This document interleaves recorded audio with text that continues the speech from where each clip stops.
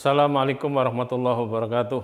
Sebelum saya menyampaikan uraian dalam episode ke-98 dengan tema pembaruan Islam, saya ucapkan selamat menunaikan ibadah puasa bagi umat Islam. Semoga ibadahnya dalam bulan tahun ini, betul-betul meningkatkan atau mengalami peningkatan yang sangat signifikan dibanding tahun-tahun yang lalu. Allahumma amin. Terkait dengan tema episode ke-98 ini, yaitu pembaruan Islam, dalam bahasa Indonesia telah dipakai kata modern, modernisasi, dan modernisme. Modern itu sifatnya, modernisasi itu prosesnya, modernisme itu fahamnya. Bapak Profesor Dr. Harun Nasution mengatakan bahwa modernisme dalam masyarakat Barat berarti pikiran, aliran, gerakan, dan usaha untuk merubah faham-faham, adat istiadat, institusi lama, dan sebagainya untuk disesuaikan dengan suasana baru yang ditimbulkan oleh kemajuan ilmu pengetahuan dan teknologi modern. Kemajuan ilmu pengetahuan dan teknologi modern memasuki dunia Islam, terutama sesudah pembukaan abad ke-19 Masehi, yang dalam sejarah Islam dipandang sebagai permulaan periode modern. Karena modernisasi pemikiran agama beda dengan modernisasi ekonomi, beda dengan modernisasi teknik, dan lain sebagainya. Kata modern mengandung arti negatif di samping positif. Untuk itu lebih baik menggunakan istilah pembaruan. Bahkan bagi yang anti modern itu menghubungkan kata modern dengan kata mudirun, yang berasal dari bahasa Arab yang artinya membahayakan. Padahal tidak ada terjemahan modern menjadi mudirun, itu tidak ada. Itu hanya kebetulan kesamaan bunyi. Sementara modern dalam bahasa Arab itu ada dua, yaitu hadisah dan asriyah.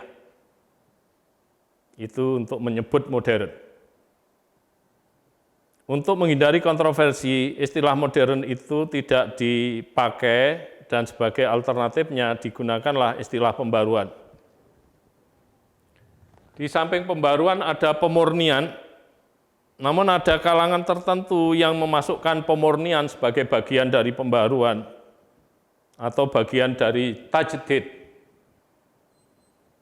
Sebenarnya ada perbedaan antara pembaruan dengan pemurnian Islam. Yang pertama, sasaran pembaruan Islam adalah ajaran-ajaran lama yang tidak sesuai dengan perkembangan zaman, yang tidak nututi perkembangan zaman. Sementara sasaran pemurnian Islam adalah sesuatu yang telah menyimpang dari ajaran-ajaran Islam yang asli, sehingga terjadi ketidakmurnian lagi. Yang kedua, kalau orientasi pembaruan adalah masa depan menuju atau mengarah pada kemajuan, sedangkan orientasi pemurnian adalah masa lalu, yaitu masa Nabi Muhammad SAW yang mengarah pada keaslian. Menurut Pak Harun Nasution tadi, bahwa ajaran agama sebagai wahyu tidak ada perubahan. Sedangkan ajaran agama sebagai budaya memungkinkan perubahan. Ajaran Islam terbagi menjadi dua, yaitu ajaran-ajaran dasar yang tidak berubah, dan yang kedua, ajaran-ajaran yang nisbi, ada kalanya perlu diubah. Ajaran yang absolut itu diperkirakan oleh Pak Harun hanya sekitar 10%, sedangkan ajaran yang nisbi sebanyak 90%. Ajaran yang tidak berubah itu ada dalam Al-Quran dan hadis Nabi.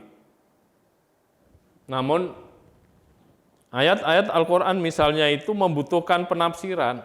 Misalnya wa amruhum sura bainahum, dan urusan mereka dimusyawarahkan di antara mereka.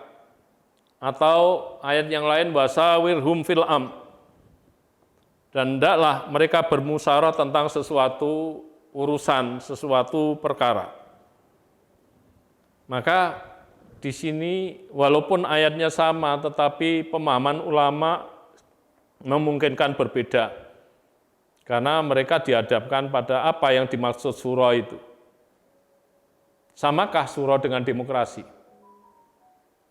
Ada yang mengatakan sama, tapi saya cenderung mengatakan tidak. Hanya hal-hal tertentu ada kesamaan, iya. Karena di dalam demokrasi ada impeachment, sementara di dalam surah tidak ada impeachment.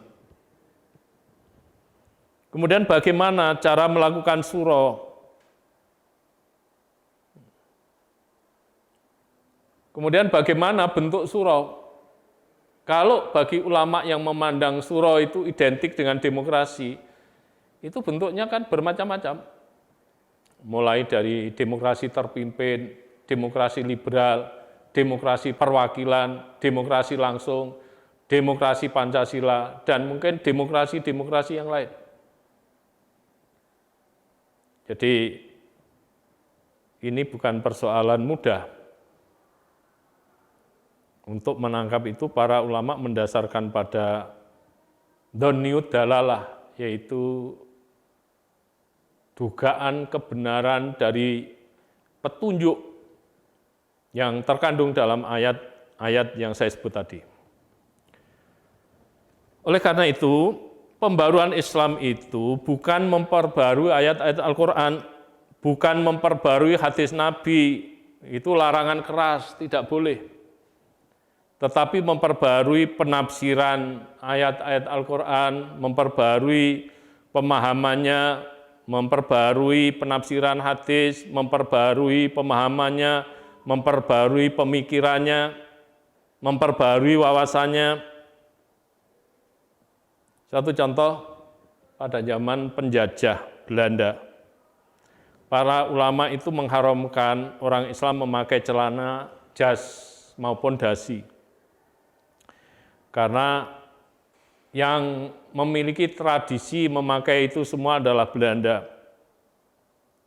Dan Belanda itu adalah kafir dalam pandangan ulama tersebut, maka menyerupai Belanda akhirnya menjadi kafir. Dalilnya hadis Nabi, man tasabba biqaumin fahuwa minhum. Barang siapa menyerupai sesuatu kaum, maka dia termasuk kaum itu. Nah, hadis ini kalau hanya matan hadis yang dipetik tanpa mendalami sabab wurudnya, maka fatwa ulama itu benar. Tetapi kalau yang sempat melakukan penyelidikan, melakukan telaah terhadap sabab wurudnya, ternyata hadis ini terkait dengan perang. Zaman Nabi, perang itu kan campur aduk antara musuh dengan kawan, campur aduk jadi satu, posisinya berserakan, nggak karu-karuan. Sebab perang adu Arab berhadapan face to face. Kemudian pasukan panah dari kaum muslimin, dari prajurit Islam itu masih ragu, ditegur oleh Rasulullah. Kenapa Anda kok berdiam diri, sementara sahabat-sahabat Anda sedang berjuang, menyambung nyawa, bahkan ada yang telah gugur sebagai syuhada. Jawaban pasukan panah ini, kami pasukan panah dari jarak jauh, Rasul. Kami sesungguhnya ingin melesatkan anak panah kami. Cuma kami ragu. Mengapa ragu? Coba panjenengan perhatikan, perang semacam ini bercampur baur jadi satu. Jadi kalau kami lesatkan anak panah, kemudian ternyata ketelawur kena kawan kami sendiri, sahabat kami sendiri, betapa ruginya kami. Rasulullah menyadari itu. Iya ya. Kemudian bagaimana pandanganmu? Kalau boleh, saya mengusulkan supaya Rasul menginstruksikan pada prajurit-prajurit muslim menempelkan tanda tertentu. Artinya barang siapa yang tidak menempelkan tanda tertentu dianggap prajurit musuh. Man tasabba biqaumin fahuwa minhum. Barang siapa yang prajurit Islam yang tidak menempelkan tanda tertentu, maka dianggap sebagai prajurit musuh. Sangat mungkin itu ketelawur, kegasak oleh anak panah dari kami. Itu maksudnya. Nah, jika demikian, maka sebenarnya nggak ada hubungannya dengan pakaian celana, pakaian dasi, pakaian jas, tidak ada hubungan. Jadi, kalau dulu orang pakai jas itu dianggap haram, nah sekarang banyak yang menilai itu sunat muakkad. Demikian pula dulu wanita sekolah, termasuk kuliah, bercampur dengan laki-laki haram. Sekarang sunat muakkad. Yang mampu membedakan, jadi misalnya mahasiswi kuliah di gedung sendiri, dosen-dosennya juga putri semua, mahasiswa di gedung sendiri, dosen-dosennya putra semua, itu hanya Saudi di dunia ini. Sebab Saudi negara kaya, sementara kampusnya sedikit sekali, jauh dibanding Indonesia. Ya. Jadi misalnya di Mekah itu saya hanya menemui Ummul Qura, di Madinah itu Jami'ah Madinah. Sementara di Malang saja itu 60 berapa itu kampusnya. Ya, jadi beda jauh. Kalau harus menyendirikan tidak mungkin dalam konteks Indonesia. Kasus yang lain dulu TV berwarna itu diharamkan oleh para kiai, para ustadz, para mubalek, para khotib. Sekarang kiai mana yang TV-nya masih hitam putih? Wong maling saja mencuri TV, ketahuan hitam putih, diletakkan, ditinggal. Tidak jadi dibawa. Demikian pula dulu itu orang ber-KB saja itu harus dioprak-oprak oleh kebayan atau kaur, itu saja didampingi babinsa. Sekarang berubah. Orang KB itu berangkat sendiri, biaya sendiri, dan mau. Sekarang jadi ada pergeseran sikap maupun pergeseran hukum.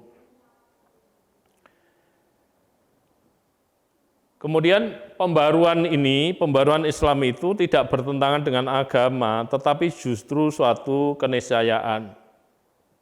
Pembaruan Islam itu memiliki dasar yang kuat berupa sabda Nabi. Innallaha yab'asu lihadil ummah ala ro'si kulli mi'ati sanatin man yujaddidu laha amradiniha. Sesungguhnya Allah akan mengutus terhadap umat ini pada awal masing-masing abad. Siapa yang diutus? Man yujaddidu laha amradiniha, yaitu seseorang yang memperbarui urusan agama. Jadi man yujaddidu laha amradiniha itu adalah mujaddid, pembaru Islam. Namanya pembaru Islam banyak memberikan tafsiran, pemahaman, pemikiran, dan lain sebagainya yang baru, zaman Nabi belum ada. Makanya kalau dikaitkan dengan bid'ah sesuatu yang zaman Nabi belum ada, itu kemudian bid'ah dalam arti dolalah, itu enggak benar itu. Ya, tidak benar. Ya ini baru semua yang dihasilkan oleh mujaddid itu. Justru ini dikehendaki oleh Allah. Karena kalaulah bid'ah hasanah, ya bid'ah hasanah pahalanya malah besar. Kalau dalam pandangan Ahlus Sunnah itu bid'ah ada 5, bid'ah wajib, bid'ah sunat, bid'ah makruh, bid'ah mubah, dan bid'ah haram. Bid'ah yang wajib itu pahalanya malah besar, seperti membukukan Al-Quran, zaman Nabi enggak ada. Meneliti hadis, membukukan hadis dalam zaman Nabi tidak ada. Lah, kalau itu tidak ada pembukuan, tidak ada penelitian, nah kita tidak tahu hadis, kita tidak tahu ayat Al-Quran. Kita tidak bisa membaca Al-Quran, apalagi menghafal Al-Quran. Nah, demikian pembahasan terkait dengan pembaruan Islam, mudah-mudahan memberikan manfaat bagi para pendengar semua, khususnya juga bagi saya. Saya akhiri, ihdinas siratal mustaqim. Wallahul muwaffiq ila aqwamit thoriq. Wassalamualaikum warahmatullahi wabarakatuh.